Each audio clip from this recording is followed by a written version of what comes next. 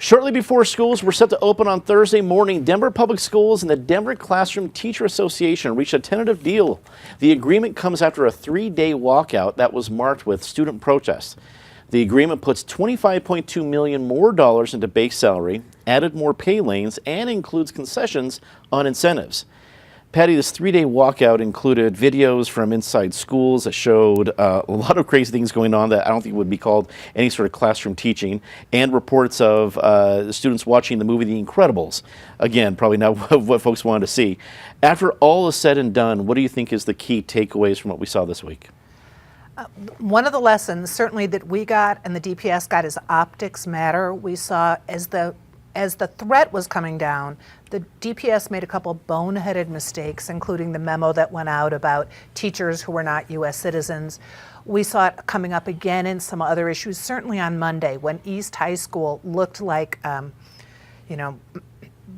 spring break in Mazatlan. It was just wacky inside, and you're like, really? You think you're getting prepared, but you clearly aren't prepared. So the optics were all on the side once the strike started of the Classroom Teachers Union, which was interesting because I thought a lot of people in Denver were not particularly sympathetic going into this.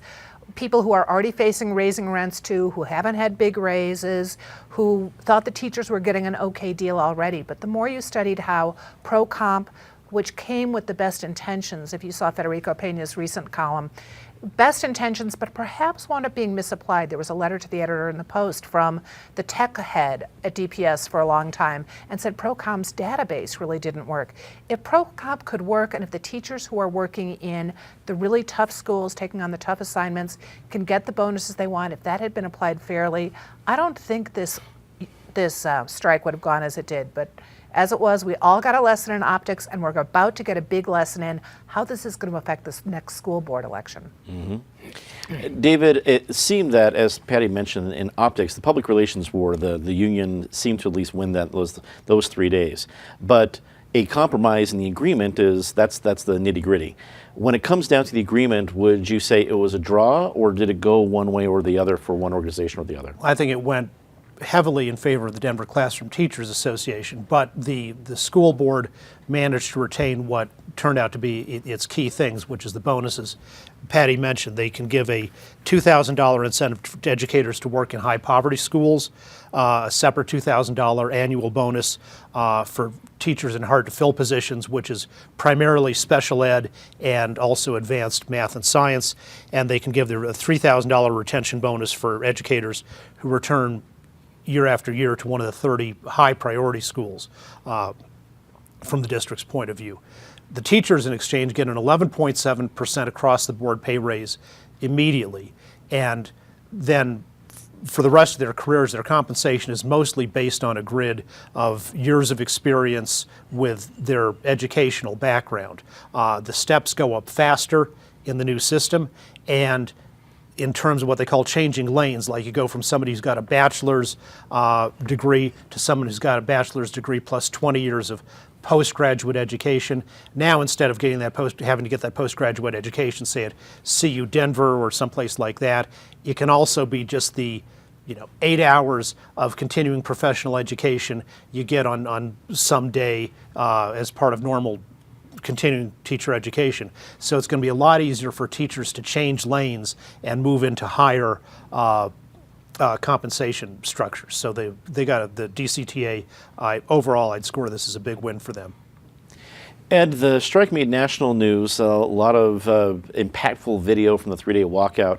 Do you think this might impact other big business negotiations with other unions in Colorado or other teachers unions in other big cities? As far as big business negotiations with unions in Colorado, we're still a state that's putting, 11% of our private workforce into unions right now. So no, I don't think this is going to have a big impact. Unions are still a relatively small player in the private sector world, and frankly, as a number of the union-dominated industries, such as say coal mining, begin to dwindle, that number will even go down further. As far as other school districts go, I know we've talked about that around this table before. I think this kind of lights the fire to open the door for other such strikes. This was clearly one that was successful. And I will say, I think it was successful because it was so short. I think when you have 2 to 3 days of spring break pandemonium that's coming up in videos, the immediate reaction is, DPS can't control their schools. These teachers need to get back there. They're right on this. If we would have had that for 2 weeks, I think the pendulum would have swung and said, why can't the teachers care about these students anymore? So I think DPS, or the DCTA, won in keeping this so short and in getting this turned around. I think otherwise it would have been a draw if this would have gone longer. Lastly, I will just say this. The lens I try to look at this from is this going to affect businesses that were wanting to move to Denver because of the educational system?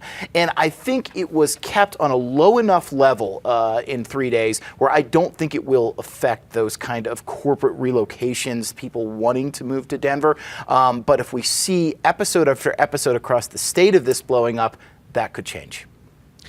Anna, the ink on Superintendent Cordova's business cards had barely dried before she was handed a very significant situation, the first teacher strike in 25 years. How do you think she did? How do you think DPS comes out after everything is said and done?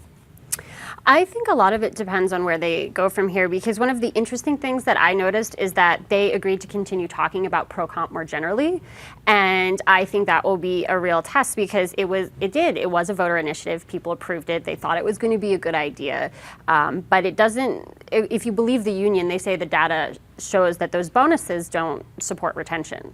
And if it's not working, there's been a lot of conversation about maybe revisiting that, maybe taking it out, maybe asking voters to change it. And I think how she navigates that and going forward, if she continues those conversations, will be a really important test.